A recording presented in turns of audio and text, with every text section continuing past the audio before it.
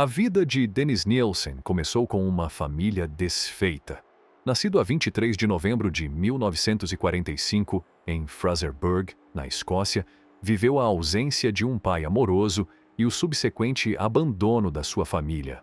Os ciúmes de Dennis cresciam à medida que ele via o afeto ser derramado sobre os seus irmãos.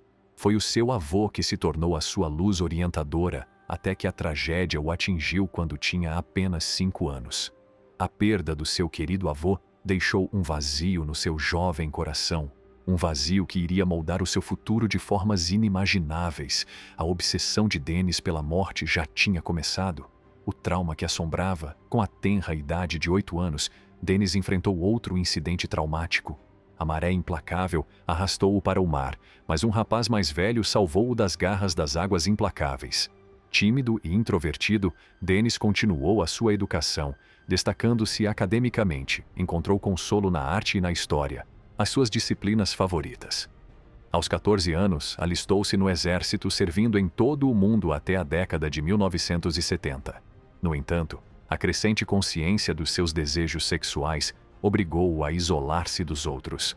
A reforma de Dennis do exército marcou o início de uma decisão sombria para um comportamento autodestrutivo.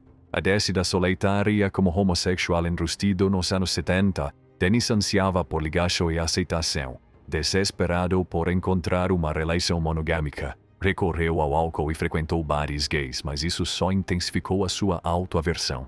O comportamento de Dennis tornava-se mais preocupante a cada dia que passava.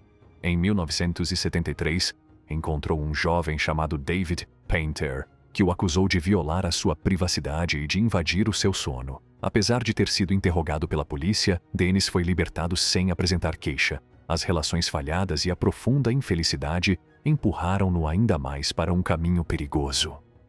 Libertar a besta. No final dos anos 70, a ânsia de Dennis por uma relação duradoura transformou-o num monstro.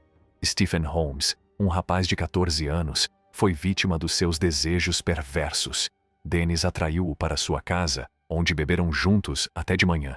Quando Stephen tentou sair, foi estrangulado até a morte. A depravação continuou com o atentado contra a vida de Andrew Ho, seguido do assassínio de Kenneth Ockenden. Dennis posou para o corpo de Kenneth e fotografou as suas criações macabras.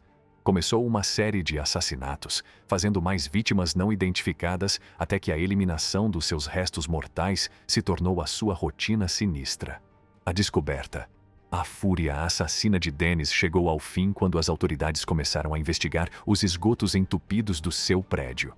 Sem o saberem, estavam prestes a descobrir a horrível verdade. A polícia chegou ao seu apartamento e detectou o cheiro a carne em decomposição. Dennis fingiu ignorância, mas acabou por ser descoberto como o culpado. À medida que a investigação avançava, foram descobertos fragmentos de ossos e matéria corporal, o que levou à chocante revelação de que Dennis tinha ceifado pelo menos 15 vidas desde 1978. O seu reinado de terror tinha terminado e a justiça seria finalmente feita. O julgamento começa. A sala de audiências estava cheia de expectativa quando o julgamento de Dennis Nilsson começou, a 24 de outubro de 1984. O ar estava carregado de tensão e os olhos do júri estavam fixos no arguido. Nilsson, mantendo a sua declaração de inocência, enfrentou uma barragem de acusações e provas apresentadas pela acusação. O argumento central girava em torno do estado de espírito de Nilsson durante os assassínios. A defesa procurou provar que Dennis não tinha o controle dos seus actos e que devia ser acusado de homicídio involuntário em vez de homicídio. A acusação, por outro lado, pretendia provar a premeditação em um estado de espírito sólido. A acusação começou por apresentar um caso convincente salientando os pormenores horríveis dos homicídios e o comportamento perturbador do arguido.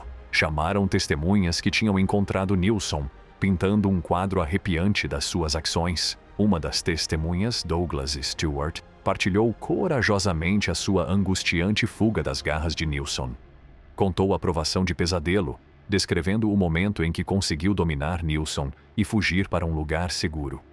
A defesa tentou minar a credibilidade de Stewart, apontando para o facto de ele ter vendido a sua história à imprensa e de ter consumido álcool nessa noite. O próximo a depor foi Paul Knobbs, um estudante universitário. O seu testemunho forneceu informações valiosas sobre o comportamento manipulador de Nilsson. Knobbs falou dos seus encontros com Dennis, da forma como se sentiu atraído para a casa do arguido e da atmosfera perturbadora que sentiu. O seu relato emotivo deixou um impacto duradouro no júri. Enquanto as testemunhas partilhavam as suas experiências arrepiantes, o investigador principal, DCIJ, tomou a palavra para explicar as circunstâncias que rodearam a detenção de Nilsson. Contou o comportamento calmo do arguido e as provas que o próprio Nilsson tinha fornecido, mostrando uma chocante falta de remorsos pelas suas vítimas. A acusação apresentou meticulosamente as provas, incluindo a panela utilizada para cozer os crânios das vítimas, a tábua de cortar para o desmembramento e as facas ferrugentas ligadas a Martin Duffy, uma das vítimas. A sala de audiências ficou boquiaberta com a exibição horrível, solidificando ainda mais a natureza hedionda dos crimes de Nilsson. Numa tentativa de contestar as alegações da acusação, a defesa chamou 2 psiquiatras a depor.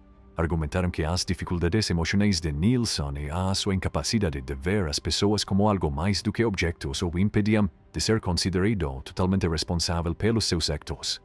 No entanto, as suas teorias foram recebidas com ceticismo.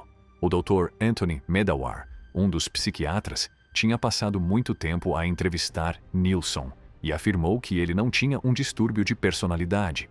Em vez disso, retratou Nilsson como um indivíduo manipulador que objetificava as pessoas, sublinhando que não era escravo de qualquer perturbação. Depois de argumentos finais apaixonados, tanto da acusação como da defesa, o júri retirou-se para deliberar. O peso da decisão recaiu sobre os seus ombros enquanto consideravam cuidadosamente as provas apresentadas. O veredito e a sentença. Os dias transformaram-se em semanas enquanto o júri deliberava sobre o destino de Dennis Nilsson. A curiosidade do público intensificou-se e a cobertura mediática do julgamento atingiu um pico febril. Finalmente, num dia atenta aos sinais de potencial perigo que espreitam no nosso meio. Para as famílias das vítimas de Nilsson, as feridas nunca sararam completamente, carregavam o fardo da perda, para sempre alteradas pelos actos incompreensíveis de um homem consumido pela escuridão.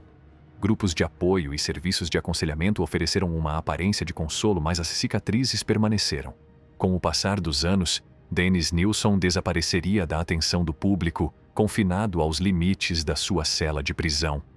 O seu nome tornar-se-ia sinônimo de maldade, uma lembrança arrepiante das profundezas a que a humanidade pode chegar. O caso de Dennis Nilsson serviria como um conto de advertência, um lembrete de que os monstros podem espreitar nos lugares mais insuspeitos e que a escuridão pode residir até mesmo dentro da alma humana. Nos anais da história do crime, o nome de Dennis Nilsson gravou uma marca permanente. O seu reinado de terror e o julgamento subsequente deixaram uma cicatriz na consciência coletiva. À medida que a sociedade se debatia com as consequências, foi um lembrete arrepiante de que o mal pode manifestar-se em qualquer lugar, recordando-nos que devemos permanecer vigilantes contra a escuridão interior. Assim, chegamos ao fim do vídeo. Espero que tenham gostado de ver o vídeo. Se gostaram, então considerem carregar no botão gostou. E não se esqueça de se inscrever para receber mais vídeos como este. Veja o nosso outro vídeo que está a ver agora. Até a próxima.